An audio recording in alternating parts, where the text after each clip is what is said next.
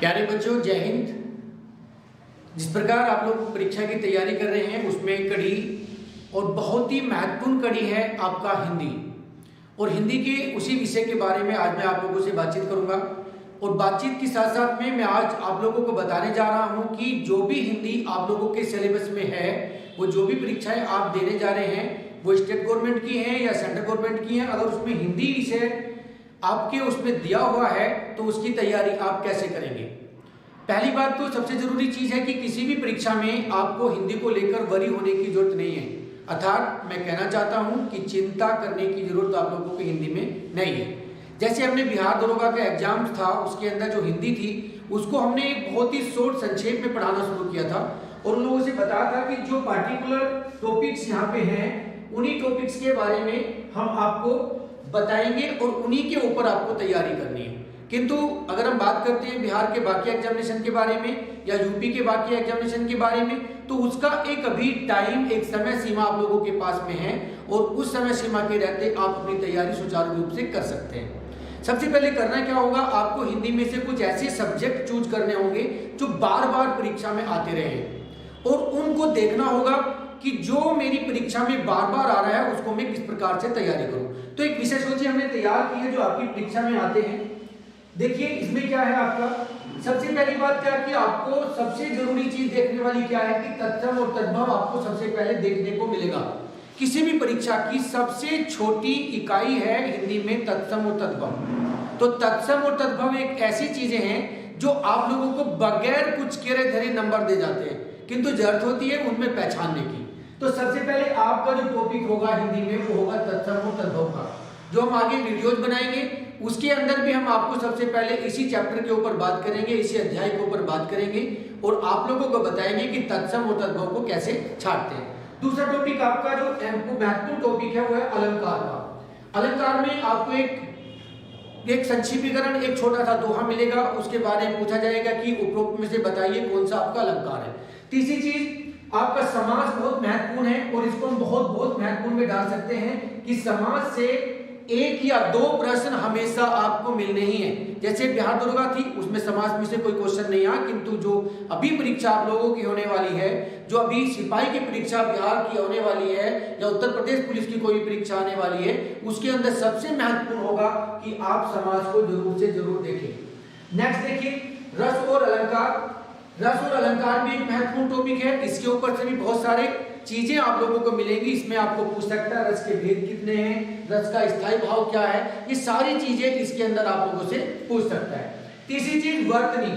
अगर हम वर्तनी की बात करें तो जिस तरीके से हमने तत्सम और तद्भव की बात करी है उसी प्रकार से हम वर्तनी की बात करते हैं। वर्तनी भी एक ऐसी चीज है जो आपको हिंदी पढ़ने में और उसको जानकारी करने से ही नंबर अचीव कर सकते हैं। देखिए वर्तनी को जानने के लिए और वर्तनी को सीखने के लिए सबसे जरूरी चीज होगी कि आप किताब को पढ़ना शुरू करें और जो चीज आप बोलते हैं, जो जिसका उच्चारण आप करते हैं वही क्या है, वर्तनी है। तो वर्तनी को भी आप तत्सम और तद्भव की जगह लेके चले, ये भी आपके फ्री के नंबर होते हैं, इनको भी आप बहुत थोड़े से इफर्ट से, थोड़ी सी मेहनत से बहुत अच्छे नंबर आप अचीव कर सकते हैं। आगे देखिए शब्द विचार, शब्द रचना और शब्द का रूप। शब्द क्या है, शब्द के कितने रूप हैं, वो कौन कौन से हैं, आपके देशज शब्द कौन से हैं, विदेशज कौन से हैं, वो सारी चीजें आप लोगों को इसके अंदर जाननी है। आपसे कोई भी एक शब्द देगा, खटखट आपसे पूछ लेगा बताइए कौन सा शब्द है, तो आपको अगर पता होना चाहिए कि शब्द में देशज शब्द है या विदेश शब्द है या जो है ये कौन सा शब्द है। ये भी बहुत छोटी सी फर्ज करने की जरूरत है और आप लोग इसको सीख सकते हैं। ये मैं आपको अगली वीडियो में बताने जा रहा हूं। नेक्स्ट देखिए संज्ञा। संज्ञा में अधिकतर पूछ सकता है संज्ञा के कितने भेद होते हैं और वो उनके रूप क्या क्या हैं, ये भी महत्वपूर्ण टॉपिक है। लिंग और वचन, आपका वचन और उसके भेद। इसके साथ में क्रिया। क्रिया एक ऐसा होता है जहां पे जो एग्जामिनेशन उत्तर प्रदेश पुलिस के या बिहार दरोगा के आने वाले एग्जामिनेशन होंगे उनके अंदर आप लोगों से पूछ सकता है क्रिया क्या है, क्रिया में धातु कौन सी है और आपका अकर्मक क्रिया कौन कौन सी है। हो सकता है ये आपके आने वाली परीक्षा में इसमें से 1 से 2 क्वेश्चन पूछ ले।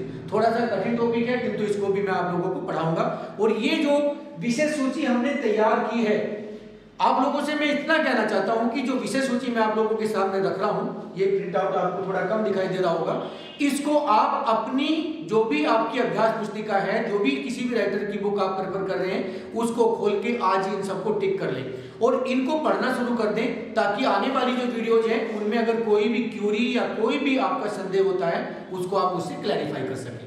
आगे देखिए, सकर्मक क्रिया और अकर्मक क्रिया, कारक भी एक महत्वपूर्ण टॉपिक है। इसके बाद जो महत्वपूर्ण टॉपिक है वो आपका आ जाता है सर्वनाम और विशेषण। ये दोनों टॉपिक को आप हम बहुत खास में रख सकते हैं और ये किसी भी परीक्षा के अंदर आपको इसमें 4 से लेके 6 क्वेश्चन मिलने ही मिलने हैं। आपका क्या है देखिए, सर्वनाम, सर्वनाम के कितने भेद है पूछ सकता है, सर्वनाम की पहचान पूछ सकता है, और विशेषण में आपसे पूछ सकता है विशेषण और विशेष्य क्या क्या होते हैं। विधेय विशेषण कौन सा है, विधेय विशेष्य क्या है, तो विशेष्य और विशेषण को भी आप लोगों को देख लेना है। तो कुल मिलाकर अगर हम बात करते हैं इसके ऊपर से, तो ये हमारे कितने टॉपिक बनते हैं, ये हमारे 10 या 12 टॉपिक बनते हैं और ये 10 से 12 टॉपिक को आप लोगों को क्या करना है, अपनी पुस्तिका में आज ही टिक कर देना है। और एक एक टॉपिक का जो सीक्वेंस हमने ऊपर से बनाया है, आप देख सकते हैं जो सीक्वेंस हम लोगों ने ऊपर से बनाया है, सबसे पहले हमने तत्सम तद्भव दिया है, अलंकार दिया, यही सीक्वेंस आप लोगों को वीडियोज में जो यहाँ मिलेगी उसकी प्लेलिस्ट में आप लोगों को मिल जाएगा। जिस भी बच्चे का या जिस भी बच्ची का कोई भी टॉपिक में किसी भी अध्याय में अगर जरा सा भी उसका कोई संदेह है, वो उसको कमेंट के माध्यम से पूछे, उसका जवाब दिया जाएगा।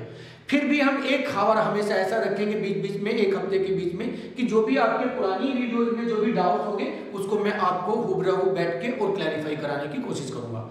तो बिल्कुल चिंता ना करें हिंदी के बारे में। अभी आज से हम ये हिंदी की वीडियो शुरू कर रहे हैं और ये डेली आपको जिस प्रकार भी आपको चाहे उस प्रकार से अवेलेबल होगी।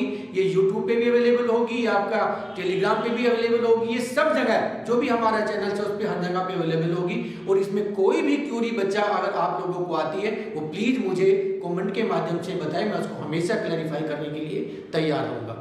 तो आज फिर हम शुरू करते हैं एक नया टॉपिक। और टॉपिक क्या होगा, आज का टॉपिक हमने रखा है जो हमारी सीक्वेंस के हिसाब से है तत्सम और तद्भव। तो तत्सम और तद्भव में क्या है, ये थोड़ा पेन से लिखा हुआ नोट से हो सकता है कम दिखाई देगा, मगर मेरे हिसाब से जब ये पीडीएफ में आपको मिलेगा तो ये आप देख सकते हैं। तत्सम और तद्भव, सबसे पहले जानने की जरूरत है कि तत्सम और तद्भव क्या है। देखिए तत्सम, तत्सम का मतलब है तत् उसके, सम समान, अर्थात जो उसके समान, अर्थात किसके समान, संस्कृत के समान। सबसे पहले हम बताना चाहेंगे कि जो हमारी हिंदी नहीं थी जब तक, उससे पहले हम लोग बात करते थे संस्कृत की बात करते थे, और संस्कृत में अनुवाद होता था, संस्कृत में सारी चीजें होती थी। किंतु संस्कृत एक वैदिक भाषा होने के कारण हम उसमें बहुत सारी चीजें नहीं बोल पाते थे और हम उस संस्कृत भाषा से बचते थे। उस संस्कृत भाषा को आसान बनाने के लिए क्या किया, जब महात्मा बुद्ध का जमाना आया तो उन्होंने क्या किया, सोचा कि अभी तत्सम सारे सब तत्सम में है और संस्कृत बहुत कठिन भाषा है, तो मैं अपने विचार आम जनता तक कैसे पहुंचा सकता हूं। तो उन्होंने एक भाषा का इस्तेमाल किया जो हमने यहाँ पे क्रम भी दिया हुआ है, आप देख सकते हैं। उन्होंने क्या किया, संस्कृत से क्या बनाई, एक वैदिक संस्कृत बनी। वैदिक संस्कृत भी कठिन थी, हम लोग नहीं बात कर सकते थे उसमें। वैदिक संस्कृत वो संस्कृत थी जिसके अंदर आज हम अपने मंत्रों उच्चारण करते हैं, और हमारी संस्कृत क्या है, जिसमें हमारे वेद लिखे गए हैं। तो अभी बात करते हैं कि लौकिक संस्कृत भी जब लोगों को नहीं समझ में आई तो महात्मा बुद्ध ने क्या बनाया, एक पाली भाषा बनाई। और पाली भाषा का मतलब था कि वो भाषा जिसे आम जनता बोल सकती है, अर्थात उसमें से कुछ शब्द संस्कृत से लिए और कुछ शब्द आम जनता से लिए जो जनता बोलती थी, और उससे एक नई भाषा तैयार की जिसका नाम पड़ा पाली। यही आपसे एक प्रश्न और कर सकता है कि हिंदी का सही विकास क्रम बताइए। तो हिंदी का सही विकास क्रम में अगर हम बात करते हैं तो सबसे पहले क्या होगा, संस्कृत, उसके बाद लौकिक संस्कृत, फिर पाली बनी, और फिर महावीर जैन के टाइम पे प्राकृत बना, फिर अपभ्रंश बना, और फिर आपकी क्या बनी, अवहट बनी, और फिर आपकी भाषा क्या बनी, आपकी हिंदी बनी। तो ये हिंदी का विकास क्रम हुआ। अब तत्सम का जो बात करते हैं तो जो शब्द संस्कृत में पहले से ही बोले जाते थे, अर्थात हम कह सकते हैं कि जो शब्द हमारे वेदों में बोले जाते थे वे ऐसे कुछ शब्द हमारे उस टाइम से लेके आज तक की सारी भाषाओं का सफर तय करने के बाद में हमारी हिंदी भाषा में आ गए। तो जो शब्द सीधे संस्कृत से हमारी भाषा में आगे का लंबा सफर तय करने के बाद उन्हें हम क्या कहते हैं, तत्सम कहते हैं। उनमें कोई बदलाव नहीं आया, और जो समय के अनुसार बदल गए, कुछ पाली में बदल गए, कुछ प्राकृत में आके बदल गए, कुछ अपभ्रंश में बदल गए, कुछ अवट में, वो हमारे क्या कहलाएंगे, तद्भव कहलाएंगे। तो ये आपको जानना है कि तत्सम क्या है और तद्भव क्या है। अर्थात तत्सम क्या है, जो शब्द सीधे संस्कृत से हिंदी में आए, और तद्भव क्या है, जो भाषाओं के अनुसार, बोलियों के अनुसार बदल गए, वो क्या है बेटा, आपका तद्भव है। आगे देखिए, अभी इसमें सबसे चीज मेन इंपॉर्टेंट आती है कि तद्भव और तत्सम को पहचाने कैसे। प्रश्न देता है, आपसे पूछा जाता है कि तत्सम और तद्भव में अंतर बताइए, तो कुछ ट्रिक्स हमने तैयार करी है ताकि आप लोगों को तत्सम और तद्भव को पहचानने में बहुत सारी मेहनत ना करनी पड़े, और कुछ खास चीजों को देखने के बाद आप उस टॉपिक्स को बहुत आसानी से करें। तो सबसे पहली चीज क्या है, तत्सम और तद्भव कैसे होते हैं। देखिए, आर्क क्या है, अर्क, यहां पे लिखा है अर्क, अर्क लिखा है, तो थोड़ा कम बोलो इसको, अर्क, अर्क क्या है, अलग सा है, उच्चारण अलग है, अर्क, और हमने बोला आर्क, तो आर्क क्या है, एक आसान सी भाषा बन जाती है आर्क। इसी तरह यहां पे क्या है, अक्षु और आंसू, कार्य और काम। हम सिमिलरली बोलते हैं कहां जा रहे हैं, काम पे जा रहा हूं, तो क्या है, हमारी सीधी सी भाषा है, तद्भव शब्द है। और अगर बोलिए मैं कार्य करने जा रहा हूं, तो एक टिपिकल भाषा बन जाती है। तो जहां पे जीव के उच्चारण में कठिनता पैदा हो, वो क्या होगा, तत्सम होगा। और जहां पे किसी भी शब्द को बोलते समय जीव को आसानी महसूस हो, वो क्या होगा, तद्भव होगा। अब इसको पहचानते कैसे बेटा, तो पहचानने के लिए सबसे पहली ट्रिक्स हमारी क्या है, यहाँ पे नंबर 1 डाल देते हैं। यहाँ पे जिस भी शब्द के अंदर क्या होगा, अक्षय होगा, त्रय होगा और अज्ञा होगा। कौन कौन से, हम जब आपसे बात करेंगे तो हमारे 4 संयुक्त स्वर होते हैं। संयुक्त स्वर, संयुक्त व्यंजन होते हैं, कौन से होते हैं, अक्षय, त्रय, श्रेय और अज्ञा। तो जिन भी शब्द के अंदर जो भी शब्द आपको दिखाई देता है, उसके अंदर अगर ये चारों के चारों शब्द में से कोई सा भी एक शब्द है, तो उस शब्द को आप आंख बंद करके क्या लिखेंगे, वो क्या होगा, तत्सम होगा।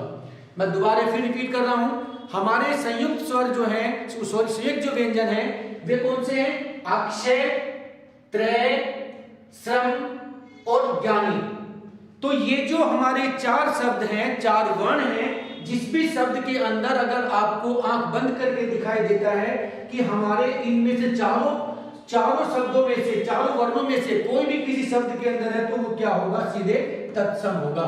इसमें आपको कुछ सोचना नहीं है, 101% व्याकरणीय अनुसार वो क्या होगा, आपका तत्सम होगा। तो पहली ट्रिक, जैसे आप देख सकते हैं, क्षण, क्या लिखा है, क्षण लिखा है, तो क्षण क्या है, क्षण बन गया, क्षण का क्या बना, तद्भव बन गया, क्षण, छुरिका, क्षीर, छुर, क्षेत्र, छार, इस प्रकार के जो शब्द आते हैं जिसके अंदर आपके चारों संयुक्त व्यंजन में से कोई भी एक व्यंजन हो, वो आंख बंद करके क्या लिख देना है, आपका तत्सम ही होगा। दूसरी चीज देखते हैं, देखिए ऋषि, जिस भी शब्द के अंदर ऋषि आ जाता है या ऋषि की मात्राएं आ जाती है, ऋषि की मात्राएं कैसे, अक्सर ऐसे चढ़ाते हैं हम लोग, तो इसमें गलती ना करें। अगर हमें क्या करना है कि अगर हमें ऋषि की मात्रा है तो ऐसे चढ़ाते थे, हमारी ऋषि की मात्रा है, तो ये भी क्या होता है, ऋषि में काउंट होता है। मान लीजिए पै है तो पै पे वाली मात्रा है, तो ये ऋषि की मात्रा है। तो जिस भी शब्द के अंदर अगर ऋषि शब्द है, ऋषि वर्ण है, किसी भी शब्द के अंदर अगर ऋषि वर्ण उसके अंदर मिला हुआ है, तो वो शब्द भी क्या होगा, तत्सम शब्द होगा। जैसे ऋषि, घृणा, घृत, महर्षि, ये इस प्रकार के शब्द क्या होंगे, आपके तत्सम होंगे। दूसरी ट्रिक, तीसरी ट्रिक में देखिए, जो आपका य व र ल है, क्या है, य व र, इसमें ल भी होता है, मगर ल को छोड़ देते हैं, क्या है, य व र की बात करते हैं। ये क्या है, हमारे अंतस्थ स्वर है।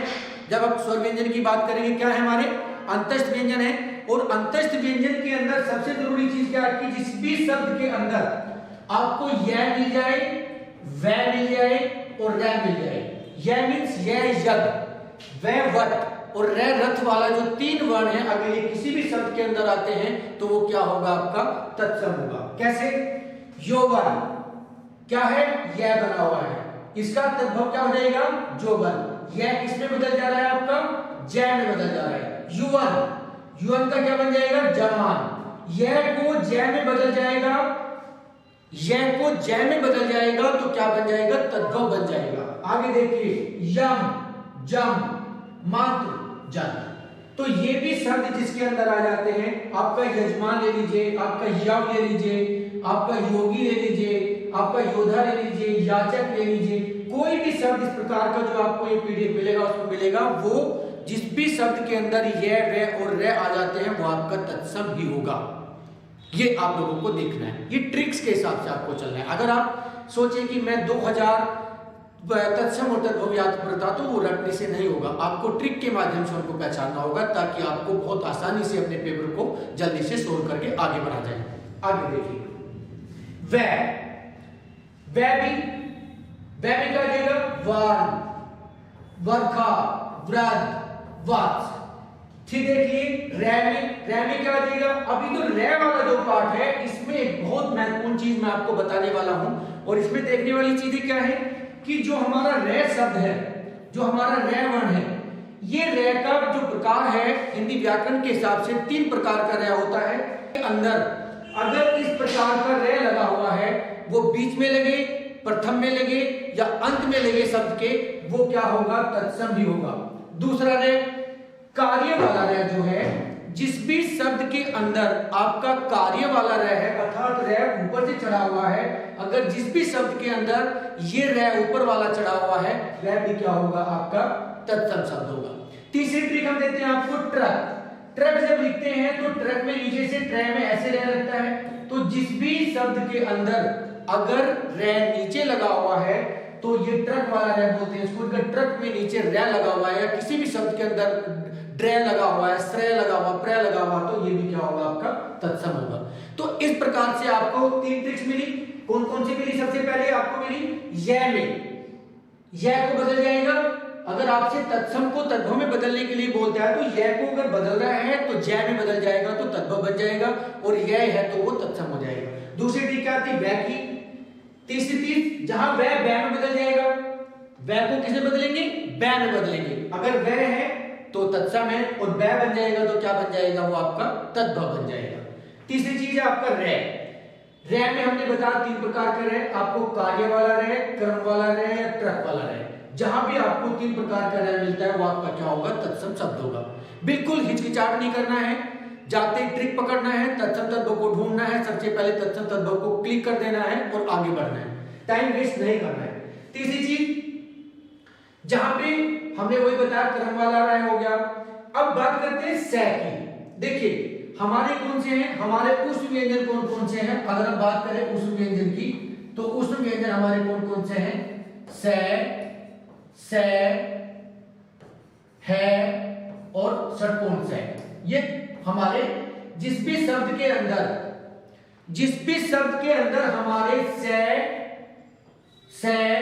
और षटकोण, से माने सलजम वाला, से माने समान वाला और षट माने षटकोण वाला, जिस भी शब्द के अंदर बच्चे आपको ये 3 शब्द दिखाई दे, से और षटकोण वाला से, वो भी क्या होगा? तत्सम शब्द होगा। क्या होगा? तत्सम शब्द होगा। कैसे होगा? देखिए शिक्षा, शिक्षा क्या है? तत्सम है, और इसका तद्भव क्या है? सीख है। सुख और सुआ, शमशान, मसान, श्वास, सांस, सुकर, स्वर। इस प्रकार से आपको से के हिसाब से देखना है कि मेरे इसमें कौन सा से है, और अगर वो से आपके उष्ण व्यंजन वाला से है तो वो क्या होगा? तत्सम शब्द होगा। नेक्स्ट देखिए आपका षटकोण वाला से, जहां पे षटकोण वाला आ जाता है वह भी क्या होगा? आपका तत्सम शब्द होगा। वह भी क्या होगा? आपका तत्सम शब्द होगा। आगे देखते हैं, ये आप देख लीजिए मैंने कुछ तत्सम और तद्भव दिए हैं जो आपके लिए बहुत महत्वपूर्ण हो सकते हैं। इन प्रकार से इसमें एक चीज और मैं बता देना चाहता हूं, यहाँ पे जिन भी शब्दों में, ये हमारे अर्थ व्यंजन है, जिन भी शब्दों के अंदर हमारे में ये वे, ध, ले और ये, अगर इनका अर्ध व्यंजन अर्थात जो हमारे 4 व्यंजन है, पहला कौन सा है आपका व, दूसरा कौन सा है ध, तीसरा कौन सा हमारा ल, चौथा कौन सा है य। अगर किसी भी शब्द के अंदर आपको इनका अर्ध रूप दिखाई देता है अर्थात आधा रूप दिखाई देता है, जैसे लव्य आधा रूप है व्यापक, तो ये शब्द जिसके अंदर ये आ रहा है वो तो पहले ही तत्सम है। अगर इन चारों वर्ण में से ये व में, ध में, ल में और य में अगर किसी भी वर्ण का कोई भी अर्धरूप आप लोगों को किसी शब्द में मिलता है तो वह भी क्या होगा, तत्सम ही होने के चांसेस हैं और तत्सम ही होगा। जैसे हमने दिया है यहाँ पे व्यथा, व्यवसाय क्या है व आधा है, अर्ध में ध आधा है, अल्प में ल आधा है और सव्य में स आधा है। ये आप लोगों को यहाँ पे देख लेना है। दोनों पीढ़ी होगी। अच्छा, इसके साथ साथ मैं आप लोगों को एक बार दोबारा पुनः मैं ऊपर वाली वीडियो में लेकर जाना चाहता हूं। यहाँ पे जो देखने वाली चीज है, इसमें कभी कभी होता है कि जब आप तत्सम और तद्भव कर रहे होते हैं तो आप इसमें अक्षय में और अज्ञे में गलती कर देते हैं। तो दोनों वर्ण जो भी वो अक्षय का हो या अज्ञे का हो, जहां भी दोनों शब्दों के अंदर अंतर नहीं है, इसका उच्चारण अलग है, किंतु दोनों शब्द अगर एक शब्द में है तब भी तत्सम है और अगर एक शब्द आगे है या पीछे है तब भी क्या होगा, तत्सम होगा। तो एक बार दोबारा रिपीट करते हैं हम एक बार। देखिए क्या है, जिस भी शब्दों में क्या होंगे, आपके संयुक्त व्यंजन होंगे, स, श्रम, त्रय और स, ये क्या होंगे, तत्सम होंगे। ऋषि वाले भी तत्सम होंगे, य व वाले भी तत्सम होंगे, यहाँ पे लिखा हुआ है हमने। इसके बाद जो है आगे चलते हैं, क्रम वाले र वाले भी पूरे तत्सम होंगे। और बाकी इसमें एक चीज मैं आप लोगों को बताऊं जो इंपॉर्टेंट है, जिन शब्दों में उच्छिष्ट व्यंजन कौन से हैं आपके, ड और ध, जिन भी शब्दों के अंदर ये उच्छिष्ट व्यंजन 2 दिखाई दे और चंद्र बिंदु दिखाई दे, चंद्र बिंदु कैसे लगता है, ऐसे लगता है, चंद्र बिंदु ऐसे लगता है, तो जिन भी शब्दों के अंदर चंद्र बिंदु दिखाई दे या ड और ध हो, ड और ध जो आपका किसमें आ जाते हैं, आपके उच्छिष्ट व्यंजन में आ जाते हैं, ये दोनों ड और ध और चंद्र बिंदु जिस भी शब्द के अंदर लगा हो वो 100% क्या होगा, तद्भव होगा। क्या होगा, तद्भव होगा, वह तत्सम नहीं होगा। यहाँ पे मैंने कुछ दिया हुआ है, कुवारा क्या है, ऊपर बिंदी लगी हुई है, किसकी, चंद्र बिंदु, कुआं, गेंद, कुंजी, कुल्हाड़ी, कांटा, कांवर, कैंची, गाड़ी। गाड़ी में क्या है, देखिए नीचे क्या है, उच्छिष्ट व्यंजन ड और ढ का इस्तेमाल हुआ है। इसी तरह ढंग, ढंग में क्या है आपका, ढ इस्तेमाल हुआ है, ढंग। डांट, डेढ़, धड़, पापड़, पूंछ, पात, पंगत, बड़, ठंडा। इस प्रकार के जो शब्द आप लोगों को मिलते हैं जिन पे अनुस्वार का प्रयोग हुआ हो, अंग की बिंदी का प्रयोग हुआ हो और चंद्र बिंदु का प्रयोग हुआ हो, उनको आंख बंद करके क्या लिखना है, तद्भव लिखना है।